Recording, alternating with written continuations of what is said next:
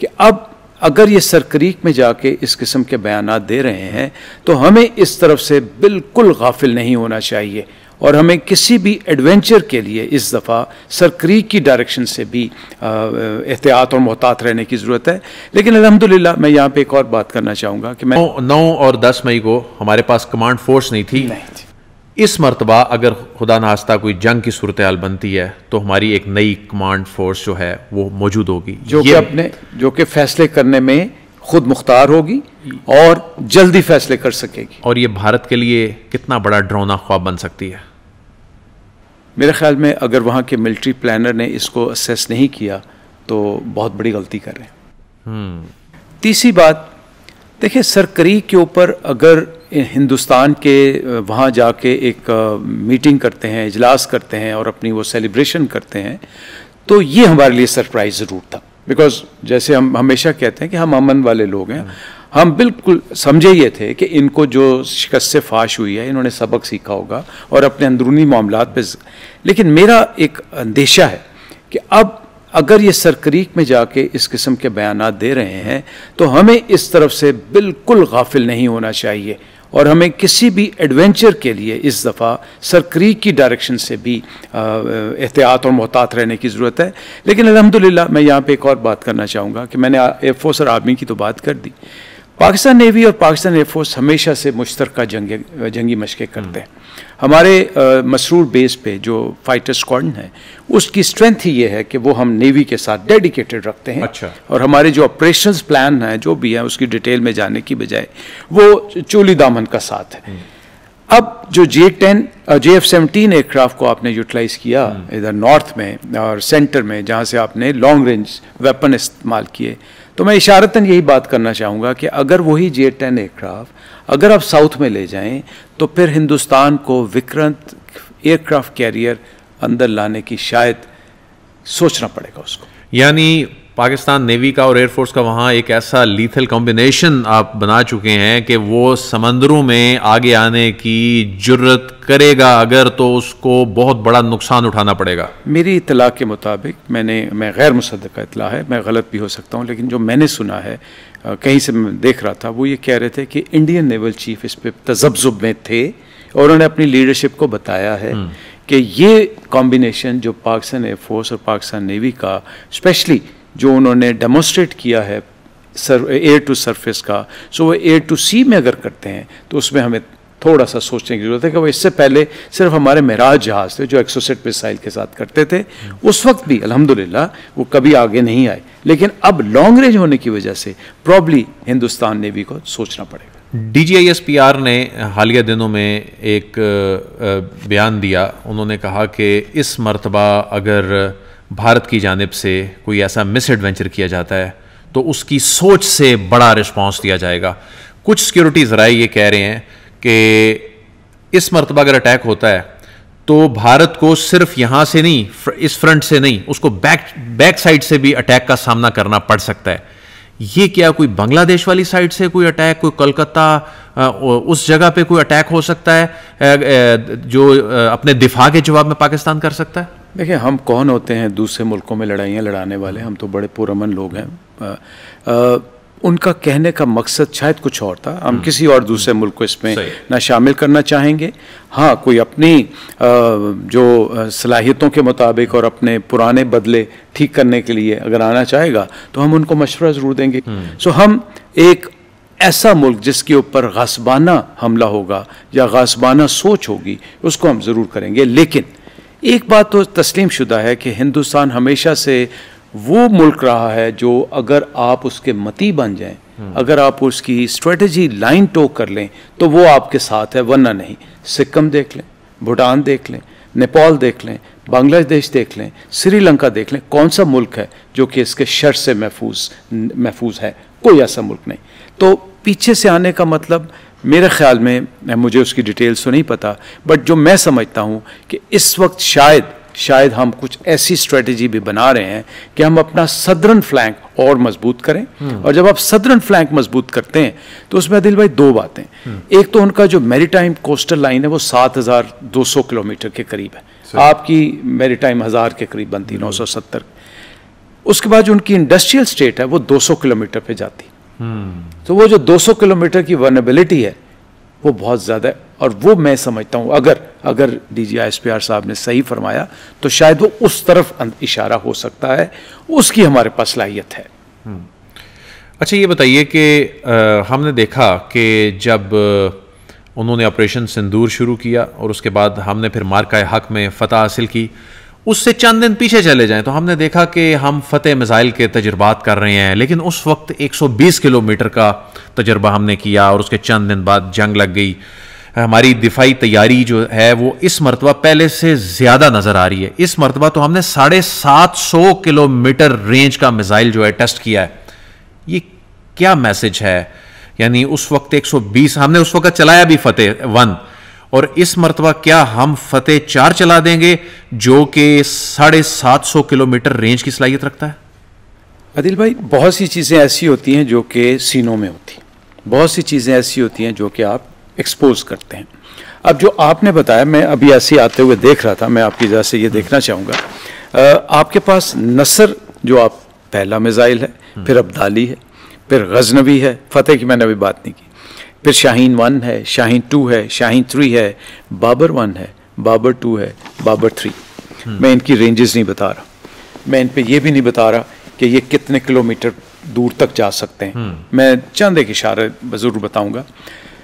पहले तो ये एक जो ख़ास रेंज है, ये टैक्टिकल वेपन से लेके लॉन्गेस्ट पॉसिबल रेंज पे जाता है। दूसरा जो हाईएस्ट रेंज वाले शाहीन सीरीज़ हैं वो रेडार की नज़र से ओझल हो जाते हैं, स्काई में जाके आते हैं, टेक्निकलिटीज़ में नहीं जाते।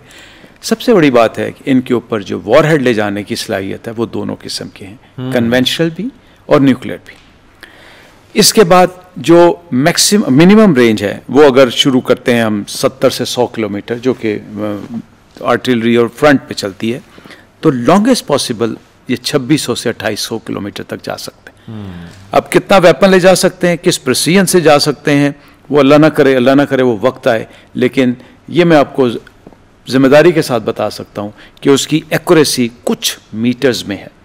तो नरेंद्र मोदी जो है वो पागलपन में 1.5 अरब लोगों को तबाही के धाने पे लेके जाना चाहता है। यही हमारा अलमिया है, हमारा असल सोच ही है। हम ये कहते हैं कि तुम 1.4 अरब की आबादी के करीब के मुल्क हो, उसके बाद इसका इम्पैक्ट क्या सिर्फ इसी खत्ते में आएगा? नहीं, ये पूरे साउथ ईस्ट एशिया में आएगा जिसकी आबादी 2.2 बिलियन से भी बढ़ जाती है। फिर आपकी अपनी आबादी जो आपने बताया, उसमें मेरे ख्याल में 70 से 80% गरीब लोग हैं, और वो लोग हैं जो फुटपाथों पे प्लॉट नंबर लेके सोते हैं।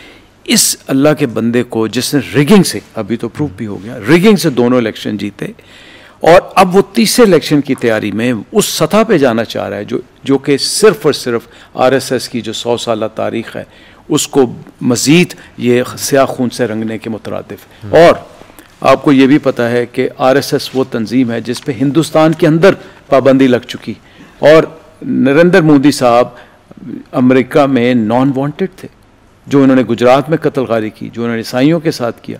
तो ये बिल्कुल एक जुनूनी शख्स है, और इसको अगर आप लिंक करते हैं तो ये नेतन्याहू का बहुत बड़ा दोस्त है, जो कि एक इंसान, अगेन उसको इंसान कहलाना भी इंसानियत की तौहीन। जो हालिया जंग में नेतन्याहू ने मोदी को सपोर्ट किया, टेक्निकल उनके एक्सपर्ट्स जो थे वो भारत में मौजूद थे, अभी भी ये जो पर तोल रहे हैं, और इजराइल और भारत का जो गठजोड़ है, पाकिस्तान मुखालिफ, लेकिन पाकिस्तान ने भी जिस तरह से रिस्पॉन्ड किया और जंग जीती, क्या ये इजराइल के लिए भी मैसेज नहीं था? और आगे क्या होने जा रहा है? देखिए, आपको भी पता है कि जो जंगें होती हैं ये एक सियासी अज़ाइम होते हैं, पॉलिटिकल एम्बिशन होता है जिसको आप पॉलिटिकल सोच आगे लेके चलती है। मेरे ख्याल में पाकिस्तान ने बहुत ज़िम्मेदारी और बहुत ही अल्लाह ताला की मेहरबानी, पाकिस्तान में भी हम भी गलतियाँ करते हैं, लेकिन अल्लाह ताला की बड़ी मेहरबानी हुई कि इस वाक़े के बाद आपकी इन बैनुल-अक़वामी सतह पे एक हैसियत तस्लीम की जाने लगी। और उसके बाद again whether we like him और not, but right now Trump matters. दुनिया में आजकल इकोनॉमिक्स को तवज्जो दी जाती है, तो उसने जो हिंदुस्तान का इकोनॉमिकली बेड़ा गर्क करने की कोशिश कर रहा है वो, तो उस लिहाज से पावरफुल तो है। अगर आप अमेरिका के साथ इस वक्त गुड बुक्स में हैं, तो वो इजराइल के पास लीवरेज उतनी नहीं रहेगी। लेकिन इजराइल और हिंदुस्तान का गठजोड़ आज भी है, आइंदा भी रहेगा। भले मोदी रहे, भले कांग्रेस आ जाए, लेकिन उनके अज़ाइम एक है, और उसकी बुनियादी वजह इस्लामोफोबिया है। बिकॉज पाकिस्तान वो वाहिद इस्लामी ताकत है जिसने अल्हम्दुलिल्लाह आज तक कहीं पे भी ज्यादती हो, मुसलमानों को तो छोड़ के गैर मुस्लिमों के साथ भी तो हमने हमेशा हक का साथ दिया, तो वो उनको सपोर्ट तो ज़रूर करेंगे, लेकिन वो वाली नहीं। दूसरी बात, मेरे ख्याल में इसराइल बहुत बुरी तरह फंस चुका है इस वक्त। $70 बिलियन से ज़्यादा उसको खर्च करने पड़े हैं गज़ा पे। अभी वो 4.6 बिलियन का नया पैकेज लेके आ रहा है अमेरिका से। कोई एक हद, फिर बैनुल अक़वामी तौर पे भी इसराइल बहुत हद तक तन्हा है, बहुत हद तक। जितने यूरोपियन मुल्क हैं, यूनाइटेड नेशंस में उसने आपने देखा कि इसराइल की तारीख की तन्हाई है ये। तन्हाई 193 में से 150 मुल्कों ने उसके खिलाफ वोट दिया। So that means it is also heading towards a disaster, but we can never lower our guards. मैं आपको बड़ी जिम्मेदारी से बता रहा हूँ कि ये जो वक्त आ रहा है, मैं फौजी आदमी हूँ शायद इसलिए मैं जंग की बात करूँगा, जंग की जगह नहीं बनती, कन्वेंशनल वॉर की जगह नहीं बनती, बट इनसे आप कुछ भी एक्सपेक्ट कर सकते हैं। और वो क्या एक्सपेक्ट, हम कई दफ़ा, पिछली दफ़ा भी हमने बात की थी कि फॉल्स फ्लैग ऑपरेशन होंगे, फ्लैगशिप ऑपरेशंस हो सकते हैं। एयरफोर्स मेरा मानना है इंडिया की अभी उस काबिल नहीं है। तो फिर ये रॉकेट जो उनके मिसाइल हैं या ड्रोन हैं, उनके थ्रू ऐसा कुछ करेंगे कि ये, मैं अल्लाह ना करे, मैं आपको एक मैसेज देना चाह रहा हूँ, हो सकता है ये सरकरी की तरफ चढ़ दौड़ें, हो सकता है ये कश्मीर की तरफ कुछ एरिया को ऑक्यूपाई करने की कोशिश करें। अच्छा, मैं आप इस पर जो मेरा तज्जिया, जो नई चीज तो ये जरूर करेंगे। यानी इस मरतबा ये अपने तैयारे फिजा में इसलिए नहीं भेजेंगे कि वो पाकिस्तानी गिरा देते हैं, और इस मरतबा वो मिसाइल से अटैक कर सकते हैं। तो हमारा डिफेंस सिस्टम जो है क्या इतना कैपेबल पहले से ज़्यादा हो चुका है? देखिए, टाइम गैप तो बहुत कम था जी। इसमें यह नहीं हो सकता कि दिन रात आप उस टेक्नोलॉजी को ले आएँ कि जब आप कहें कि जब हम इनके लिए, ब्राह्मोस के लिए बिल्कुल शील्ड बन चुके हैं। ऐसा नहीं है। होता यह है कि आप टिट फॉर टैट करते हैं। जब इन्होंने पिछली दफ़ा अमेरिका के कहने के बावजूद, अमेरिका के प्रेशर में आके जंगबंदी की, फिर लास्ट मिनट इन्होंने ब्राह्मोस के अटैक किए, उससे पहले नहीं किए। सो पाकिस्तान इस दफ़ा इस चीज़ को केटर करते हुए अपने कार्ड्स पहले से खेलेगा। अच्छा, इस पर तो पाकिस्तान अपने कार्ड्स पहले खेल देगा। मैं तो ये कहता हूँ कि सर, आपको अभी से ये डिक्लेयर कर देना चाहिए कि हमारी सालमियत के ऊपर अगर तुमने सोचा तो अब हम प्रीएम्प्टिव क्यों नहीं करेंगे। हमें हक पहुंचता है कि अगर आप हमारे मुल्क के ऊपर इस तरह की इंतशार फैलाएंगे तो इस दफ़ा हम भी प्रीएम्प्टिव कर सकते हैं, लेकिन हम कभी करेंगे नहीं। लेकिन हमें तैयार रहना चाहिए। 1 सेकेंड, मैं ये मानता हूँ कि जो इस वक्त पाकिस्तान की पोजीशन है, हमें वक्त का इंतजार करने की बजाय बैनुल अक़वामी ताकतों के पास जाना चाहिए, उनके पास ये प्रूव लेके जाना चाहिए। उस नैरेटिव को जो हमने बाद में भेजा था, इस दफ़ा अभी से शुरू कर देना चाहिए, ताकि दुनिया को हम पहले से ही बता सकें। देखिए, जितनी इसने गीदड़ भपकियाँ की, आप इंटरनेशनल मीडिया को सर्कल करें तो कोई इतना ज़्यादा उसको सिग्निफिकेंस नहीं मिल रही, बिकॉज उसकी अपनी रेलेवेंस ख़त्म। लेकिन पाकिस्तान इसको लाइटली नहीं ले सकता।